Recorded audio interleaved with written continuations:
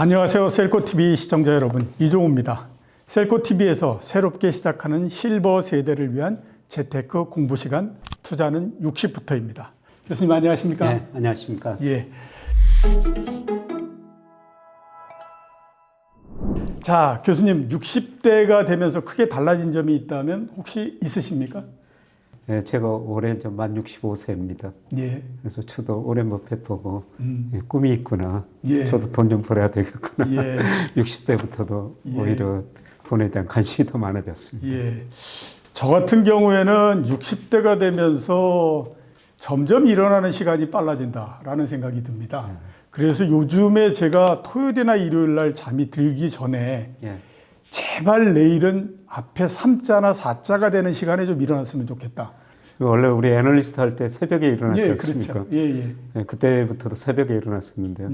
요새도 나이 같으니까 예. 저도 뭐 1시에 일어났다가 예. 잠이 안 와요. 예. 아마 그게 저희의 이 공통적인 그런 생활 패턴이 아니었나라는 생각이 들고요. 어느 한 설문조사에서요, 60대 이상의 5명 중 3명이 본인이 공격적인 투자 성향을 가지고 있다고 답했다고 합니다. 그래서 앞으로 60대 이상은 어떻게 투자해야 되는지, 60대 이후부터 투자는 이렇게 달라져야 한다. 저희가 각자 한마디씩 드리고 본격적으로 시작해 보겠습니다. 자, 60대 이후부터 투자는 어떻게 달라져야 되는지 교수님 평소에 가지고 계셨던 생각을 한번 말씀해 주시죠. 저는 뭐 60대 이후는 그 이전에도 그렇지만 예. 원금을 지키는 것이 정말 중요하다. 예. 그래서 투자라는 건 리스크하고 위험의 적절한 관리라고 그러는데요. 예.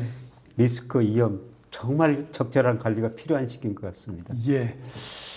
저는 60대 이후 투자하는 데서 굉장히 중요한 거는 뭐 길게 본다고 하더라도 분기에 일정하게 어느 정도씩의 수익이 발생하는 그런 투자를 하셔야 된다라고 생각이 듭니다. 우리가 그 직장 생활을 그만두고 은퇴를 할 때 제일 불안한 게 뭐냐면 이게 갑자기 수익이 끊어진다라고 하는 것에 대한 공포. 이거는 굉장히 큰 거거든요. 그거는 과거서부터 본인들이 가지고 왔었던 생활 패턴을 계속해서 유지할 수 있기 때문에 제가 생각했을 때는 60대 이후 투자에서 굉장히 중요한 부분은 매월 수익이 발생할 수 있는 그런 투자를 해라라고 말씀을 드리고 싶습니다.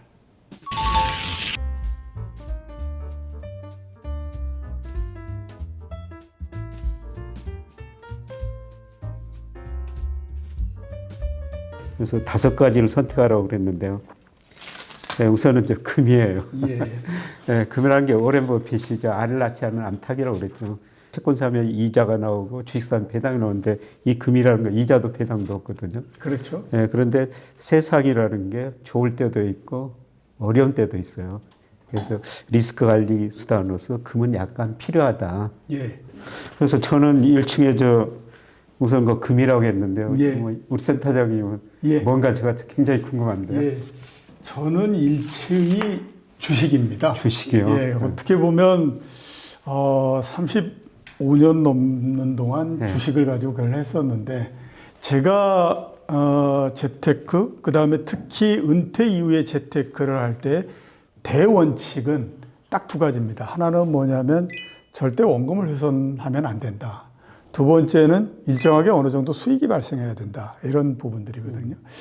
주식이라고 하는 것이 벌 때는 굉장히 많이 벌 수 있지만 또 이게 터질 때도 또 상당히 많이 터지고 이런 거기 때문에 어떻게 보게 되면 참 나이가 들어서 하는 거는 조금 마땅치는 않다라는 생각이 들기는 하지만 우리나라에서 전체적으로 봤을 때 이제 주식의 비중도 워낙 커지고 그런 상태이기 때문에 앞으로 어느 정도씩은 좀 갖고 가야 되지 않을까라는 생각이 듭니다. 그래서 1층에다 배열을 했습니다. 그럼 교수님은 2층은 어떤? 저는 뭐 주식은 훨씬 높은 층에다 뒀는데 나중에 말씀드리겠습니다. 저는 뭐 부동산 리츠 같은 것도 이것도 안정적으로 수익을 내는 뭐 분기별로 배당을 주는 그런 리츠도 있거든요. 예, 그렇죠. 그래서 저도 리츠를 제 투자 자산 한 10% 정도 하고 있어요. 그런데 그게 국내 리츠도 있고 해외 리츠도 있고 굉장히 안정적인 뭐 가격 변동이 심하지 않는 이런 리츠 있더라고요. 이런 것도 일부는 뭐 투자해야 되지 않을까 자산 배분 차원에서요. 예.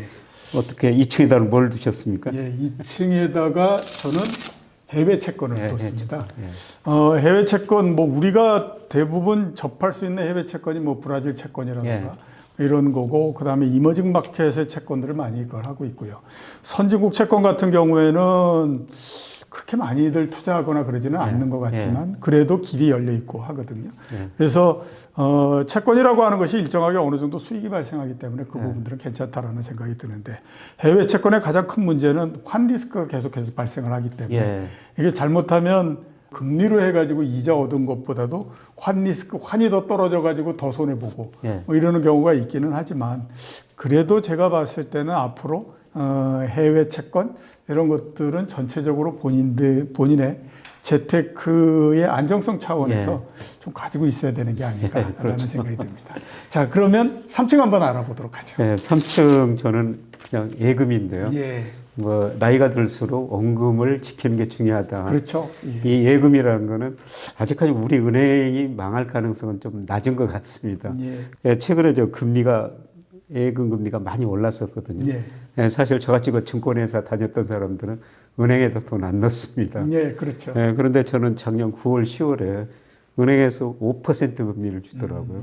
5년짜리 4.5% 금리를 줘요. 저는 우리 잠재 성장 지금 2% 이하로 떨어지고 있는데, 물론 물가 때문에 금리가 많이 올랐습니다. 5% 금리 주는 시대가 다시 있을 것인가. 그렇죠. 쉽지는 않겠죠. 이렇게 가입하다 보니까 제 금융자산 중에서 한 13%가 예금으로 되어 있습니다. 그래서 계속 가지고 있을 생각인데요. 5년, 10년 지나면 3년 전처럼 다시 그 1%로 떨어질 것 같습니다. 그래서 일부 자금이 있다면 안정적으로 돈을 지킨다는 의미에서 일부는 예금에다 넣을 수도 괜찮을 것 같은 생각이 듭니다. 알겠습니다. 3층 열어주시겠어요? 저의 3층은 예적금입니다. 똑같네요. 3층에서는. 사전에 협의 없었습니다. 사전 협의는 전혀 없었고요. 제가 예적금을 선택한 거는 그래도 아무튼 은행이 일정하게 어느 정도 상당히 이자를 어느 정도 지불해주고, 은행이 갖고 있는 안정성이라고 하는 측면들이 있기 때문에 그것들을 감안하게 되면 그래도 예적금이라고 하는 것이 어느 정도 그 경쟁력을 가지고 있는 상품 아니냐라는 생각이 많이 들거든요. 그런 측면에서 저는 예적금을 선택을 했습니다. 자, 이번에는 4층 한번 알아볼까요? 뭐 이순남이 1층에 주식을 들었는데요. 저는 뭐 굉장히 높은 층에다 뒀네요. 4층에다 두셨네요. 사실 그 노후에 주식 투자하는 거는 리스크가 크기는 큽니다. 제가 좀 명목 GDP, 일평균 수출 금액, 그다음에 M2 이동성 가지고 평가하는데요. 우리 주가가 2000년 이후로 그런 경제 변수에서 가장 저평가 영역이 있어요. 그렇죠. 그래서 지금 주식이 싸졌기 때문에 이럴 때는 주식을 사놓고 좀 기다리시고요. 저 우리나라 우량 주식들 제가 보기에는 상당히 싸졌거든요. 그렇죠. 그래서 이럴 때는 좀 미래를 내다보고 결국은 제자리 가거든요. 그래서 주식이 싸졌기 때문에 주식을 좀 높은 층에다 뒀습니다. 알겠습니다. 자, 저의 4층을 한번 보도록 하겠습니다. 저는 연금입니다. 이거는 저의 경험 때문에 그 말씀을 드리는 건데요. 한 20년 전 정도에 제 대학교 동창이 찾아왔습니다. 그때 이제 보험이 판매 그걸 하는 친구였었는데, 그래가지고 아무튼 엄격결에 하나 들었었죠. 한 7년 동안 들었고 매달마다 100만 원 정도씩을 내고 뭐 이렇게 했었거든요. 제가 작년 12월 달에 처음으로 그 연금을 받았었거든요. 그랬는데 한 달에 89만 원 정도가 나오더라고요. 그래서 그거에다가 그때 이제 연금을 제일 처음 들었던 거 해가지고 비슷한 거를 이렇게 저렇게 그걸 하다 보니까 제가 한번 따져보니까 개인연금으로 제가 한 달에 받는 게 대략 한 200만 원이 조금 안 되는 것 같더라고요. 그래서 매달마다 이렇게 들어오니까 야, 이게 만만치 않네 이런 생각이 들었고요. 경험적으로 연금이라고 하는 것이 이게 나중에 되면 굉장히 큰 힘을 발휘하는구나. 이거를 제가 느껴가지고 연금을 저는. 뭐 연금에다가 연금형 보험 같은 것도 들어가는데요. 그때 어떻게 생각하면은 강제저축한 건데. 그렇죠. 연금은 정말 중요하니까요. 여기 뭐 60대 이상이 많이 보신다고 그렇습니다만은 젊은 분들 보시면은 꼭 강제저축 하셔야 됩니다. 자, 그러면 지금까지 우리 김명익 교수님의 영익 빌딩을 한번 정리를 해보면요. 1층은 금, 그 다음 리츠, 예금, 주식 이랬습니다. 저는 주식, 해외 채권, 예적금, 연금 이렇고요. 이제 5층만 남았는데 제가 생각했을 때는 5층이 둘이 똑같지 않을까 하는 생각이 듭니다. 그래서 이번에는 한번 동시에 한번 열어보는 게 어떻겠습니까? 동시에 열어보시죠. 예, 하나, 둘, 셋. 예, 맞죠? 똑같습니다. 우연히. 예, 제가 노후에는 정말 원금을 보존하는 게 중요하다. 이 채권 사면요. 물론 회사채 같은 거 사면은 지금으로 리스크가 높은데 정부에서 발행하는 국채, 국고채라고 그러죠. 이런 거 사면은 만기까지 뭐 금리가 오르든지 떨어지든지 만기까지 가지고 있으면 원금을 찾을 수가 있고 이자를 찾을 수가 있고요. 그 다음에 다양한 거 채권 상품이 있거든요. 뭐 채권 상품 가입하면은 또 분기별로 이자를 받는 그런 채권형 펀드도 있어요. 그래서 채권 투자 중요하고요. 해외 채권, 국내 채권 나눠서 하셔야 되지만 환율 때문에 국내 채권 비중을 조금 더 올려주시는 게 좋을 것 같다는 생각이 듭니다. 예. 같이 채권을 하셨는데. 예, 그렇죠. 저는 특히 이제 그 은퇴를 하고 이런 분들에서 한테 가장 중요한 부분들은 원금을 일단 어떤 형태로든지 보존을 해야 되거든요. 그래야 다음을 도모할 수도 있고 뭔가 지금 그걸 가지고 내가 더 풍요롭게 쓸 수도 있고 이런 거이기 때문에 이게 그 원금을 보존하면서 그 다음에 수익을 일정하게 시킬 수 있는 그게 가장 좋은 게 제가 봤을 때 채권 아닌가라는 생각이 듭니다.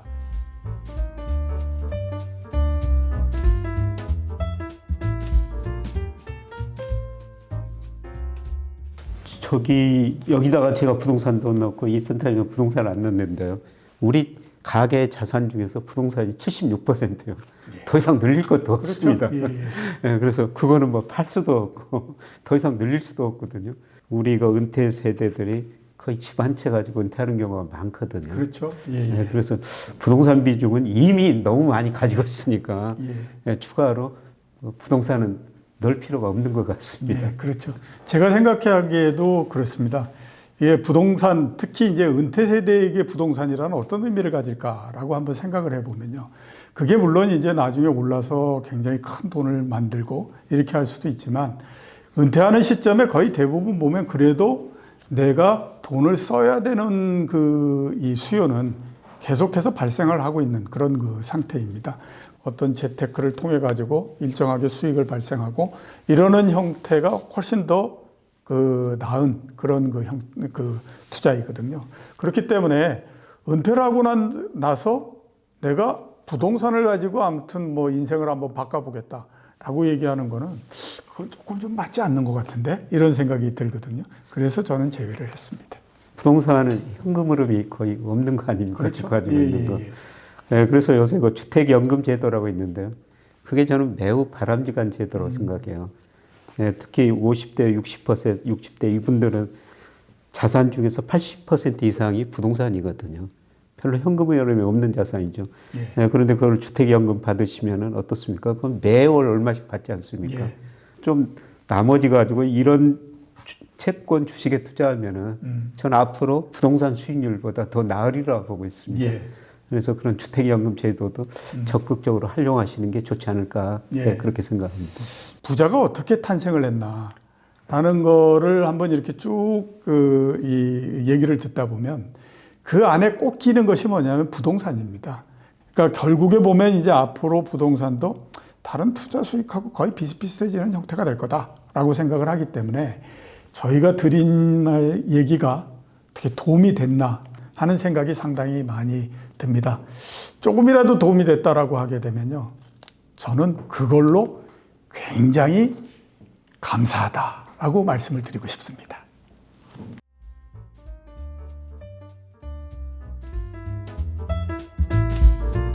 네, 저는 2021년 하반기 작년에는 좀 리스크 관리 해 주십시오. 주가 가대평가됐습니다. 좀 줄이는 게 좋을 것 같습니다. 이런 말씀을 드렸는데요. 올해는 저는 주식 투자를 좀 하시라고 권유하고 있습니다. 왜냐하면은 제가 그 주가를 코스피를 평가할 때 명목 GDP, 일평균 수출, M2 총 유동성 가지고 평가하는데요. 저는 올해는 주가가 가속 평가됐기 때문에 주식 투자 비중을 좀 늘려도 좋을 것 같다. 이런 말씀을 드리고 있습니다. 저도 주식을 올해는 해도 된다. 작년같이 흉악한 일은 벌어지지 않을 거다라는 얘기를 많이 드리고 있습니다. 근데 그 전에 하나 미리 본인들이 결정을 해야 될 부분이 있다라고 그 말씀을 드리거든요. 그게 뭐냐면 올해의 주식시장은 제가 생각했을 때 상당 기간 동안에 걸쳐서 박스권을 벗어나지 못할 것 같다라는 생각이 많이 듭니다. 올해 주식시장이 과연 박스권에 있을 거냐? 그렇지 않으면 뚫고 올라가서 쭉 계속 올라가가지고 올해 연말 정도 되면 한 2,800 가구 막 이렇게 될 거냐. 이거에 대해서 먼저 본인의 생각을 정리를 하시라라고 하는 거죠. 그 다음에 만약에 내가 샀는데 수익이 박스권 내에 있어가지고 잘 발생하지 않는다. 그런 분들은 그냥 오랜 시간 동안 갖고 간다라고 생각하시면 올해보다는 내년이 더 좋고 할 거기 때문에 그 생각을 가지고 한번 접근하셨으면 어떨까 싶은 생각이 듭니다.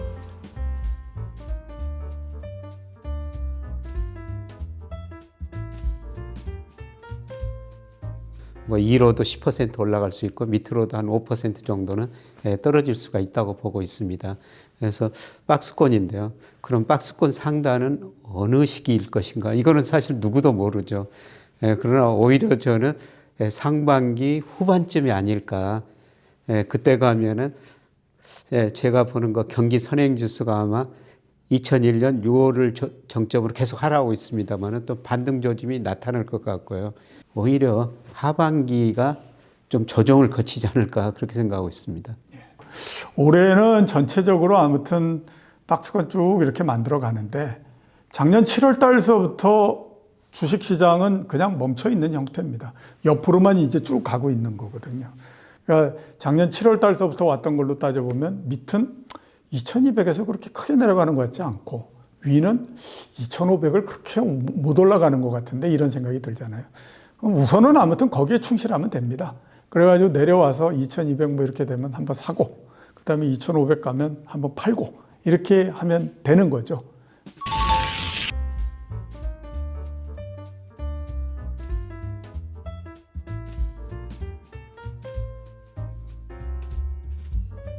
재테크 빌딩 베스트 5의 주식편에서 업종별로 가게 되면요. 저는 2층에 인터넷을 배치를 했습니다. 우리나라에서 인터넷은 가장 대표적으로 네이버, 카카오 이런 회사들인데 그 인터넷의 성장이라고 하는 것이 끝났다라고 보이지는 않고요. 앞으로도 계속해서 성장을 계속할 가능성이 상당히 높다라는 생각이 들고 거기에다가 또 하나 지금 시점에서 생각했을 때 상당히 매력적이다라고 하는 부분들은 주가가 굉장히 많이 떨어졌다라고 하는 거를 아마 들 수 있지 않을까라는 생각이 듭니다. 그 회사가 망가지지 않는다, 망하지 않는다라고는 가정을 하게 되면 고점에서 70% 정도 떨어진다라고 하면 그건 거기에서 더 이상 내려간다라고 보는 거는 그건 또 너무 무리한 그 전망이다라는 생각이 들거든요. 그런 측면에서 제가 봤을 때 인터넷, 포털 이런 거 괜찮지 않을까라는 생각이 좀 듭니다. 저도 그런 주식 좀 가지고 있습니다. 그래서 네이버, 카카오 좀 아주 싸게 샀었는데, 제가 그런 주식 저도 좋아하는데 저는 여기 안 적어놨는데, 그렇습니까? 큰 흐름 보면은 트랜스포트에서 텔리포트 사이로 가는데, 그게 성장 추세라고 보고 있습니다. 자, 그러면 교수님 1층 한번 열어주시죠. 저는 로봇입니다. 로봇. 제가 울산에 있는 포항에 있는 최근에 공장 몇 군데를 방문해 봤는데요. 가보니까 거의 다 로봇이 일하고 있더라고요. 그래서 어떤 경제학자 글을 한번 보니까 앞으로 그 제조업 공장에서는 사람 한 사람, 개 한 마리 있으면 될 거라는 겁니다. 그 많은 일을 거의 다 로봇이 해준다는 것이죠. 그래서 공부하기 위해서 로봇줄을 5개 종목을 추천해 놨는데 제일 위에 있는 거를 한번 사봤어요. 그랬더니 올해 너무 많이 올랐어요. 170%나 오르더라고요. 연초에서부터 어마어마한 수익을 내셨네요. 많이는 안 샀습니다. 공부하기 위해서. 우리가 주식을 좀 가지고 있어야지 그 주식을 공부하고 있거든요. 그렇죠. 그래서 지금 로봇은 아주 초기 산업이기 때문에 어떤 기업이 잘 될지는 우리가 알 수가 없어요. 그래서 개인 투자자들은 로봇 ETF 같은 거 조금 사시는 것도 괜찮지 않을까 그런 생각을 해봅니다. 2층에 뭘 두셨습니까? 저는 2층에 해외 주식을 넣었습니다. 이제는 제가 봤을 때 해외 주식이라고 하는 것이 뭐 어느 정도는 대세가 됐기 때문에 이게 꼭 국내 주식만에 그 묶일 필요는 없다라는 생각이 듭니다. 그러니까 뭐 미국 주식에서 우리가 지금 산업적으로 커버하지 못하고 있는 산업이나 이런 그 종목들을 거기에서부터 선택을 할 수도 있고요. 그 다음에 뭐 중국 시장에서 또 우리하고 다른 시장의 종목들이 어떻게 움직이느냐 하는 것들을 또 볼 수도 있기 때문에 그런 측면에서 저는 해외 주식을 2층에다 배치를 했는데요. 우리나라의 투자, 특히 주식 투자에서 예. 이제는 뭐 배제할 수 없는 대세가 됐으니까 예. 일정하게 어느 정도는 좀 배치를 해야 되는 거 아닌가. 그렇죠. 뭐 국가별로 비중 나눠서 투자하는 게 좋죠. 예. 자, 예. 교수님 2층 한번 보도록 하겠습니다. 예, 저는 아까 1층하고 예. 2층하고 좀 관련된 예, 이야기입니다만 말씀하셨던 울산 좀 강의 갔던데요. 이 조선업 담당자들 말 들으니까 굉장히 표정이 밝아요. 예. 뭐 거의 2027년까지 수주 다 받아놨다는 겁니다. 예, 그리고 꽤 비싸게 받아놨다는 예. 거예요. 예, 그런데 이 조선업종의 문제점은 사람을 아무리 구해도 안 온대요. 아, 예, 예. 울산으로 안 오고 평택으로 간다는 겁니다. 예. 평택에 삼성전자가 있죠. 거기 일이 좀 더 편하고, 예, 그 다음에 연봉도 높다는 겁니다. 예, 예, 예. 예, 그래서 조선업종 그 말 들으니까 지금 이 일자리가 한 12,000개 정도 부족하대요. 예. 예. 예, 그런데 이게 한 번 올랐다가 최근에 많이 떨어졌는데요. 그러면서 좀 꺼림직한 게 이런 건 수주 산업이거든요. 그렇죠. 예, 예. 2025년, 2027년까지 수주를 받아놨는데 그 사이에 원자재 가격이 급등해 버리면 예, 예, 예. 이거 이익들이 많이 줄어들거든요. 예, 많이 줄게 됐죠. 예. 그래서 적극적으로 추천 못 하고 있습니다만은 예, 저도 조금 사놓고 공부하고 있고요. 예, 제가 사놓은 종목 중에서 이건 아직 수익률이 많이 났습니다. 그래서 2층에다가 배치를 예, 하셨네요. 맞습니다. 예. 자, 제 3층을 한번 보도록 하겠습니다. 제 3층은 반도체입니다. 뭐 더 설명드릴 거 없이 반도체라고 하는 건 우리나라에서 가장 대표적인 산업이고요.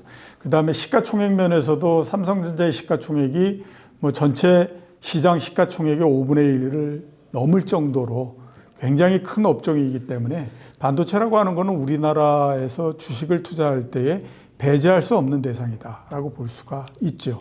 그런 측면에서 배치를 했는데 조금 수익에 대한 조정은 필요하지 않겠냐라는 생각이 듭니다. 반도체 경기가 좋아져서 올라가기 시작하면 기본 6배, 7배씩을 올라가는 이런 일이 벌어지고 했었는데 이제는 그런 정도까지는 아닐 거다라는 생각이 들지만 그래도 여전히 보면 반도체라고 하는 것이 우리나라 산업에서 가장 핵심적인 산업이고 그 다음에 아직까지도 보면 계속해서 커지고 있는 산업이기 때문에 그런 측면에서 반도체는 투자를 한다라고 하면 꼭 투자의 대상으로서 갖고 있어야 되는 그런 종목이 아닌가라는 생각이 듭니다. 자, 교수님 3층 한번 열어주시죠. 태양광. 태양광입니다. 굉장히 이 일관성이 있으신 게 태양광과 로봇이 모두 다 성장과 관련된 성장 가능성이 저는 뭐 장기적으로 성장 추세를 보고 투자하는데요. 예. 우리가 그동안 뭐 지금 석유 에너지 많이 쓰고 있는데요. 갈수록 태양광 에너지를 굉장히 많이 사용할 것 같아요. 예. 그런데 뭐 지금은 뭐 그 태양광 설치하는데 효율이 그렇게 높지 않죠. 예. 그래서 장기적 측면에서 성장 산업에서 예. 일부가 태양광에 관심을 가지셔야 되지 않을까 그런 생각이 듭니다. 예. 자, 제 4층을 한번 열어보도록 하겠습니다. 저는 자동차입니다. 반도체하고 자동차가 우리나라의 제조업, 특히 주식시장에서는 가장 핵심적인 산업 중에 하나인데 이제는 자동차가 상당히 변혁의 시대에 들어간 게 아닌가라는 생각이 듭니다. 그동안에는 이제 계속 내연 자동차 이쪽으로 갔었는데 전기로 대체되고 난 다음서부터는 가스 등에 대한 투자는 절대 이루어지지 않는다라고 하는 거죠. 지금 자동차가 전 세계 굴러다니는 것에서 전기차의 비중이 한 4% 정도 된다 이렇게 얘기를 합니다. 그리고 시간이 지나면 쭉 늘어나는 형태가 될 거거든요. 아마 2030년 정도 되면 그때는 뭐 한 10% 정도 되지 않을까라는 생각이 드는데 그러면 그때서부터 이제 자동차라고 하는 건 혁명적인 변화 이렇게 될 가능성이 상당히 높기 때문에 그런 측면에서 제가 봤을 때는 자동차 이게 괜찮지 않을까라는 생각이 듭니다. 자, 교수님 4층 한번 열어주시죠. 이 센터장님이 3층에 3층에 줬으면 했던 저는 걸 예, 4층에 한 층 좀 올려놨습니다. 예, 말씀하신 것처럼 반도체는 건 산업의 쌀이고요. 사실 올해 반도체 경기 정말 어렵죠. 예. 예, 요새 제가 삼성전자 가끔 강의를 하는데요. 뭐 내부적인 사정은 잘 모르지만 외부적으로 보니까 비용을 많이 절약하더라고요. 예, 1층에 가니까 이 등불, 전기 등불을 절반을 꺼놨어요. 예, 불 꺼라. 전통적으로 비용 줄이는 방법. 예, 그러면 내부적으로 다른 비용도 많이 줄이겠구나. 그렇죠. 예, 그런데 삼성전자를 보면서 투자 계획은 하나도 안 줄이더라고요. 예. 최근에 계열사에서 돈까지 빌려가지고 예, 예. 20조 빌려가지고 투자를 한다는 겁니다. 근데 과거 제가 기업들과 경쟁력을 보면은 어려운 시기에 자기가 잘하는 분야는 오히려 더 투자를 늘리는 분야는 그렇죠. 나중에 경기 회복 사이클에서 더 잘 되더라고요. 예. 이런 것 보고 뭐 삼성전자, 반도체 이거는 앞으로 경기 회복 사이클에 더 잘 될 것이다. 예, 그래서 반도체 예. 이거는 지금 관심을 가져야 할 시간인가 이렇게 예. 생각합니다. 예, 알겠습니다.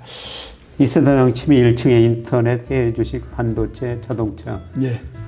아마 여기가 굉장히 궁금한데요. 그렇죠. 예, 예. 저하고 좀 비슷하지 않을까. 예. 먼저 열어주시고 제가 예. 같으면 즉 동시에 열겠습니다. 예, 알겠습니다. 자, 그럼 열겠습니다. 안 돼요. 똑같네. 예, 그렇지 않을까라는 생각이 들었습니다. 자, 이걸 선택하신 이유를 한번 말씀해 주시겠습니까? 2차 전지. 예. 이게 전기차 만드는데 한 40% 그렇죠. 정도 차지한다고 예, 그래요. 예, 앞으로 성장 가능성이 굉장히 높다. 예. 예, 그리고 2차 전지 측면에서는 우리가 세계적인 경쟁력을 가지고 있는 것 같아요.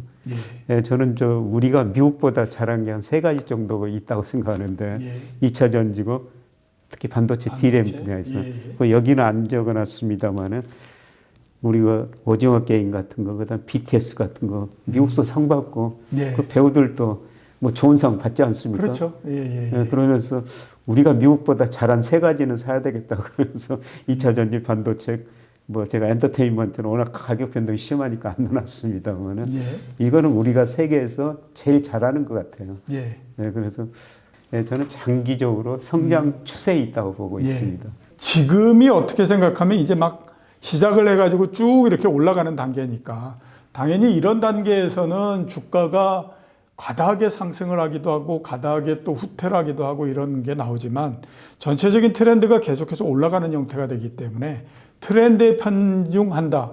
그리고 트렌드에 이게 올라탄다라는 거를 생각하게 되면 2차 전지가 뭐 나쁘지 않은 그런 그 대상이다. 이렇게 이제 볼 수가 있지 않을까 싶습니다.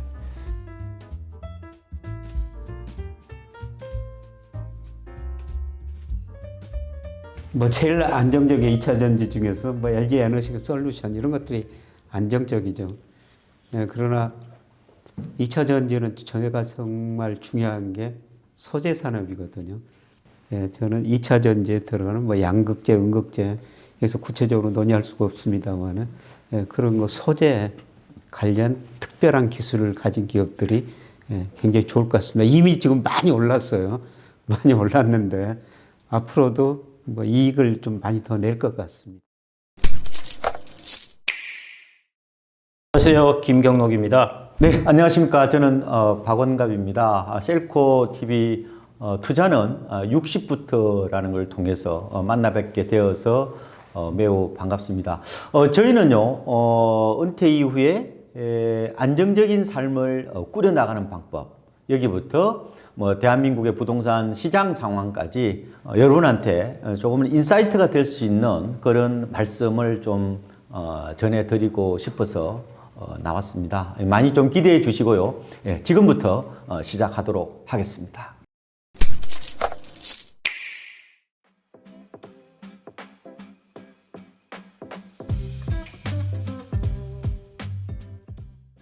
제가 이제 노후 파산을 피하려면 어떻게 준비해야 할까요? 하는 부분에서 이제 3가지 부분을 말씀드리면, 첫 번째 제가 말씀드린 것이 이 60대 10년 동안에 내가 근로소득을 얻는 것, 뭐 평생 현역이라고 할 수 있는데 평생 현역은 좀 끔찍하고요. 60대 이 기간만이라도 꼭 중요합니다. 이 기간에 우리가 노동시장에 머물러 있어야 된다는 것, 이게 이제 첫 번째 말씀드리고 싶고, 두 번째, 여러분들이 지금 주택을 가지고 연금을 받으면은 70세 이때부터 받으시면 돼요. 그러면은 충분히 충분히 우리가 노후 생활비를 마련할 수 있다. 그 다음에 세 번째, 이거는 이제 조금 여러분들의 60세 혹은 50대 중반 이때 여러분들의 자산이 제일 극대화되어 있는 때입니다. 이 자산을 이제 효과적으로 활용하는 것, 효율적으로 운용하는 것, 이 세 가지를 잘 지키시면은 노후 파산을 피할 수 있지 않을까 그렇게 생각을 합니다. 사실상 이 노후 파산이라는 이 공포로부터 저는 우리가 너무 휘둘리는 게 아닌가 그런 생각을 해봅니다. 70대, 80대 분들하고 지금 40대, 50대 분들은 근본적으로 달라요. 국민연금이 있잖아요. 지금 은퇴하시는 분들 국민연금 보니까 한 200 가까이 받으시는 것 같고, 저희 나이 때, 우리 박사님하고 저희 나이 때도 한 170에서 한 180만 원 정도 받아요. 중요한 거는 지금 베이스대로 그냥 잘 이렇게 끌고 나가지되 이게 이제 노후가 이제 곧 임박하니까 이제라도 재산을 뻥튀기 해야겠다. 이런 거 있잖아요. 한탕주의. 이래서 다 말아먹는 거거든요. 조금만 저는 준비한다 그러면은 조금은 뭐 다이어트를 좀 해야 되겠지만 충분히 저는 행복하게 살 수 있다. 박사님이 전문가이시라서 박사님이 걱정을 안 하셔도 돼서 그러는데, 아니 진짜 사실인데 제가 이제 수치로 한번 설명을 해드릴게요. 국민연금연구원이 이제 적정생활비가 대략 수도권 지역이 한 320만 원 하는데, 이제 소득으로 환산하면 세금을 떼야 되니까요, 한 350만 원 보면 되거든요. 그러면 이제 국민연금 한 150만 원 받는다 생각하고요. 뭐 아까 170, 200 정도가 아니라 그러면 이제 200의 소득을 마련하면 됩니다. 200의 국민연금 같은 소득을 마련하려면 대략 이제 보수적으로 봐서, 그러니까 넉넉하게 잡아서 한 350 정도 꼽혀주면 됩니다. 그러면 이제 7억 원 정도의 자산이 있으면은 한 200만 원 정도의 국민연금 같은 소득을 만들 수가 있거든요. 그 뭐 여러분들 이제 수도권이나 이런 데 있으면은 주택자산, 사실은 이제 주택자산 제외하고 나 금융자산만 보니까 돈이 없는데요. 주택자산하고 금융자산하고 다 합쳐서 거기서 소득을 만들어내면 되니까요. 그 주택자산, 금융자산을 다 합치면은 또 그 소득을 만들어낼 수가 있습니다. 그래서 이걸로 1차적으로 적정하다고 하는 소득을 만들어낼 수가 있고요. 그 다음에 이제 나머지 그 플러스 알파가 아까 제가 60대라는 중간기에 노동시장에서 있으면서 플러스 알파로 근로소득을 더하면서 이렇게 유지해 나가시면은, 그러면은 한 40년 정도의 은퇴소득을 만들 수 있지 않을까 그렇게 생각합니다.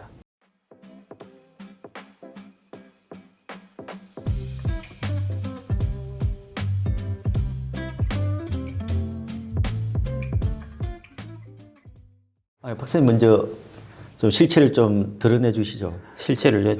저 원래 직업이 이전에 채권 매니저였지 않습니까? 예. 그래서 역시 제일 기본은 채권으로 가지고 있어야 한다. 혹시 뭐 박사님은 또 저요? 예감 아니신가요? 저는 리츠 쪽이에요. 예. 안정적인 캐시플로우의 대상으로서 저는 리츠를 보고 있고요. 저는 개인적으로 상가보다 리츠가 더 낫다고 봅니다. 왜냐하면 상가는 앞으로 이 고령화 쇼크의 직격탄이 될 수가 있거든요. 예, 아기를 안 놓고 나이가 드시면은 소비를 안 합니다. 그런 측면에서 보면 상가보다 차라리 저는 뭐 리츠가 뭐 국내 리츠든 글로벌 리츠든 리츠를 통해서 안정적인 캐시플로우를 마련하는 게 더 낫겠다. 예, 채권은 일단 제일 안정적이니까요. 뭐 확정적인 금리를 주죠. 그다음에 뭐 특별히 이상한 회사채 아니라면은 뭐 원금 손실의 위험은 없고 하니까요. 그래서 기본적으로 이제 60대 이후 노후의 자산에서는 일단 베이스가 튼튼해야 됩니다.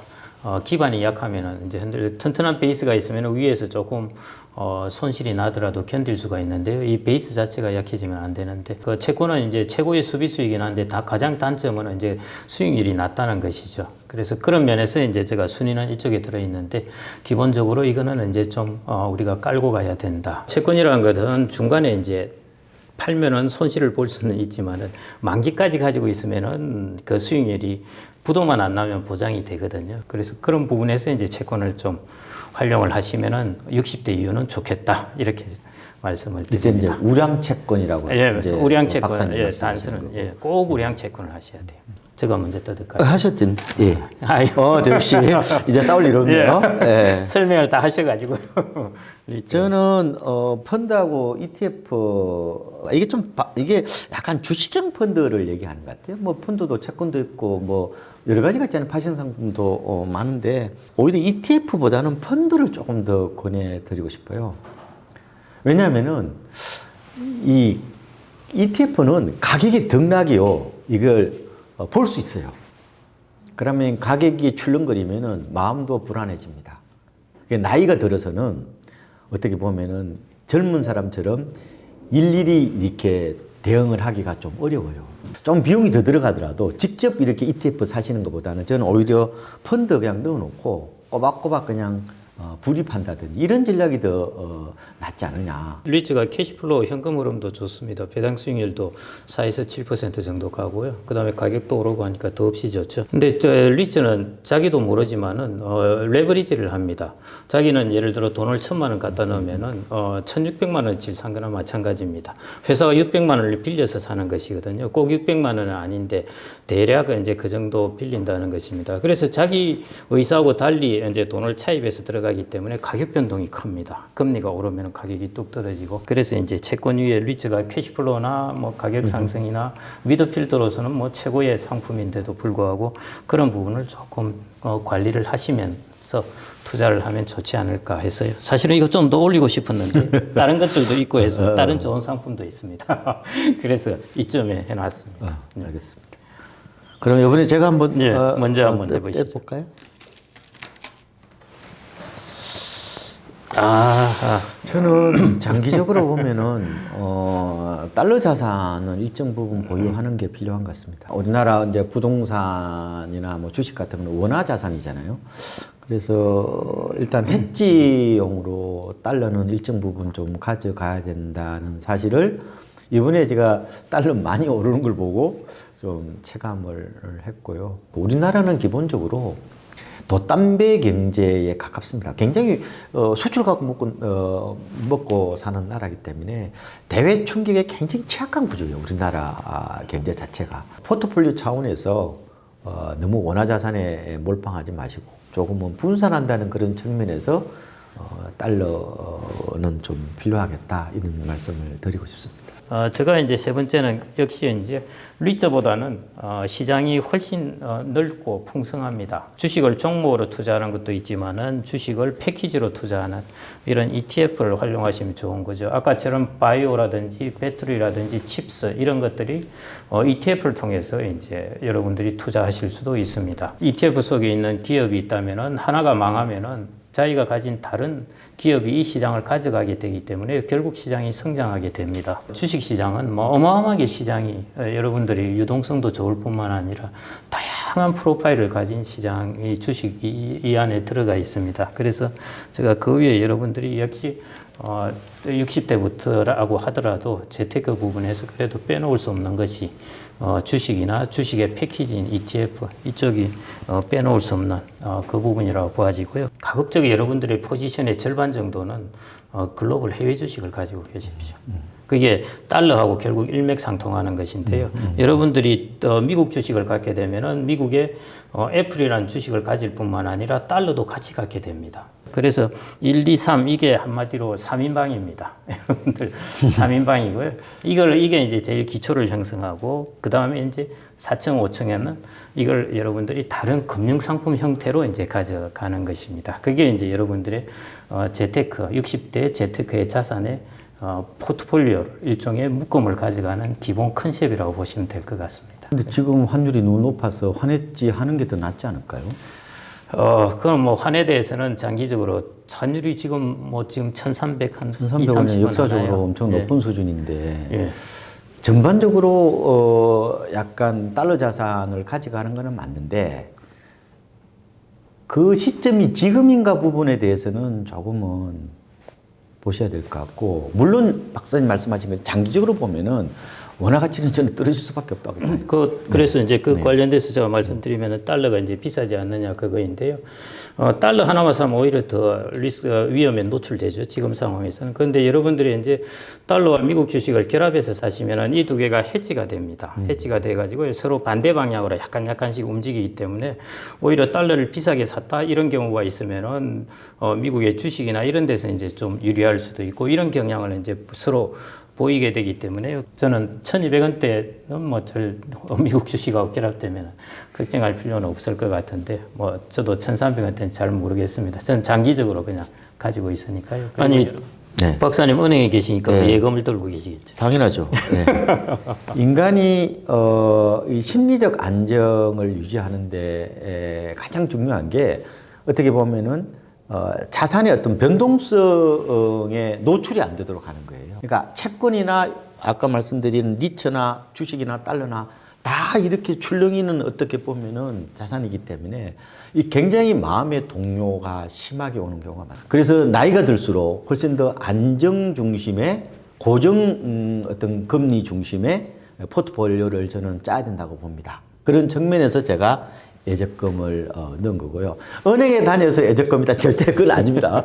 그건 아니에요. 저는 짐작을 좋습니다. 하실지 모르겠는데 이런 것들을 이제 운용을 하시겠죠. 운용을 하시는데 채권을 뭐 한 전체를 사도 좋고 뭐 주식을 종목을 사시도 좋고 그렇습니다. 그런데 예를 들자면은 서점가에 노키아 책이 쫙 깔렸습니다. 노키아를 다 배우자고 그랬는데 그리고 이제 2008년 넘어서 노키아 주가가 급락하기 시작합니다. 뭐 때문에 급락을 하게 됐겠습니까?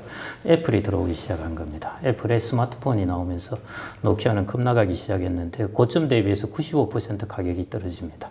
회복을 했을까요? 못했습니다. 떨어지고 나서 그대로 옆으로 기었습니다. 우리 노후에 종목을 가지면 희망은 내 거는 주가가 떨어져도 내 건 안 떨어지겠지 생각을 하지만은 아주 큰 거대 기업도 판판이 그런 수가 생긴다는 겁니다. 그 한번 떨어지고 제일 중요한 것은 노후에는 회복 탄력성이 좋은 주식을 가지고 있어야 됩니다. 떨어지더라도 다시 올라갈 수 있는 것. 떨어지고 나서 영원히 옆으로 기어버리면 큰일 나거든요. 그게 이제 펀드이기 때문에 이런 것들을 운용을 하셔도 뭐 종목을 하셔도 괜찮아요. 근데 비중을 절대적으로 좀 줄이시고 그 다음에 펀드라든지 이런 쪽으로 좀 분산을 하셔서 하는 것. 그걸 추천해 드리고요. 그게 주식뿐만 아니라 채권도 마찬가지입니다. 채권 펀드도 다 있으니까요. 그걸 활용하시면 좋을 것 같고 ETF도 펀드의 일종입니다. 그래서 뭐 펀드나 ETF나 근데 펀드가 좀 더 다양하게 나와 있으니까요. 그걸 좀 활용하시면 좋을 것 같습니다. 그 박사님 보신 거 아니에요? 못 봤습니다. 그래? 예, 지금 저는 그래서 혹시 여기 부동산이 들어있을 것 같은 느낌. 근데 부동산이지 않을까. 뭐 부동산 중에 하나이겠죠. 예, 저 당연하죠. 예, 저는 아파트를 꼽았습니다. 박사님 뭐 공개하시죠. 어차피 뭐 요거는 좀 저는 뭐일 것 같습니까? 저는 나올 다 나왔는데요. 저는 좀 특이한 연금. 연금 좋죠. 연금 좋죠. 그러니까 연금도 저도 좋다고 봐요. 그런데 이제 제가 왜 아파트를 말씀을 드리냐면은 우리나라 주택의 60%가 아파트입니다. 우리나라에 한 1200만 채 정도가 있어요. 우리나라에 지금 40대에 제가 그 자산 구조를 보니까요. 보통 재산이 한 5억 9천 정도 되는데 빚이 한 1억 2천 그랬고 그래서 순자산이 한 4억 6천, 4억 7천 정도예요. 어떻게 하면 여기서 캐시플로우를 발생을 시킬까가 저는 가장 중요한 어떤 그런 측면에서 보면은 제가 아파트로 본 거예요. 이왕 갖고 있잖아요. 그럼 이걸 어떻게 그러면 나의 노후에 머니 파이프라인으로 만들어낼 수 있겠느냐라고 말씀을 드릴 때 아파트는 그냥 우리가 집값만 오르기를 기다리는 어떤 그런 이른바 시세 차익형 부동산으로 저는 바라보서는 안 된다고 보는 거예요. 이 바로 여기서 바로 현금 흐름이 발생하는 또 다른 금융 상품이라는 측면에서 아파트를 저는 재발견해야 된다고 말씀을 드리는 거예요. 그래서 일반적으로 아파트에서 주택연금이 잘 나옵니다. 단독주택은 잘 안 나와요. 그래서 항상 부동산을 바라보실 때 우리가 대부분 아파트 갖고 계시잖아요. 어떻게 하면 저기서 캐시플로우가 나올까? 월세가 나올까? 이런 고민을 해보시는 게 저는 가장 현실적인 방법이 될 수가 있겠다. 역시 박사님 아파트 이야기를 하고 부동산 이야기를 하니까 막 이렇게 열정이 막 살아나시는 것 같아요. 우리나라에는 연금이라고 이름하는데 영어로 두 개 다르게 씁니다. 어떤 거는 펜션도 연금이라고 쓰고요. 어뉴이티도 연금이라고 씁니다. 제가 여기 써놓은 것은 어뉴이티 이야기입니다. 우리가 연금을 열심히 들은 것은 펜션이라고 그럽니다. 그 일종의 팟이라고 그래서요. 항아리 같은 걸 펜션이라고 보시면 되겠습니다. 그래서 여러분들은 연금이라는 제도에 돈을 이렇게 계속 축적을 하신 겁니다. 어뉴이티라는 것은 애뉴얼, 매년 일정한 소득을 끄집어내셔야 되는 겁니다. 그걸 어뉴이티라고 그러거든요. 어뉴이티 중에 다양한 어뉴이티가 있습니다. 국민연금 같은 어뉴이티가 있고요. 주택연금 같은 어뉴이티가 있고, 그 다음에 보험사에서, 민간 보험사에서 해주는 어뉴이티가 있고요. 그 다음에 여러분들이 예금에서 만들어내는 어뉴이티도 있을 수가 있습니다. 그리고 펀드에서 만드는 어뉴이티도 있고, 리츠에서도 만들 수가 있고요. 그런 것들을 이제 다 모아서 일종의 안정적인 어뉴이티를 만들어야 되는 것입니다. 그래서 이것이 저는 이제 결국 60대 재테크에서 가장 중요한 것이 아닐까 그렇게 생각을 합니다. 60대라고 보면은 20, 20, 60 이 정도 20%, 20%, 60% 이렇게 보면 될 것 같고요. 결국 4대 6 보통 보면은 젊을 때는 6대 4거든요. 주식을 6, 채권을 4 하는데 이제 조금 60대에 접어들면 이걸 거꾸로 뒤바꿔야 됩니다. 채권을 6, 이제 주식을 4 정도 하는데 주식 중에서는 여기에서 해외 주식 비중을 적어도 절반은 넣어라. 이렇게 저는 좀 추천을 하고 싶습니다. 50대 50을 본다면 이걸 한 35 정도? 나머지는 그냥 5 정도, 5% 정도. 근데 60대 넘었으면은 저는 요걸 비중을 더 높여야 된다고 보고, 다만 투자하지 말라는 말씀 안 했잖아요. 위기 때 그때 서인 전략으로 위험 자산에 배팅하는 방법도 좋은 것 같고, 제가 포트폴리오에 대해서 꼭 드리고 싶은 말씀이 있어요. 이걸 5대 5로 당장 하려고 그러시면 안 돼요. 언제 인생에 아마 마디가 생길 겁니다. 분명히 분수령이 있어요. 언제? 퇴직할 때. 퇴직할 때는 캐시가 모이거든요. 그러면 이거 포트폴리오를 다시 짤 수 있습니다. 두 번째로는 이 포트폴리오 전략이라는 것은 단기가 아니라 장기 계획입니다. 내가 만약에 아파트로 좋은 거 살려고 그러면은 이거는 부동산이 거의 뭐 100% 더 들어간단 말이에요. 그렇잖아요. 그래서 내가 장기적으로 지향하는 목표를 50대 50으로 가져가면 좋다는 거고, 단기적으로는 내 자금 사정에 따라서 왔다 갔다 할 수 있는 거예요. 지금까지 셀코TV 투자는 60부터 함께 해주셔서 감사합니다. 네, 고맙습니다.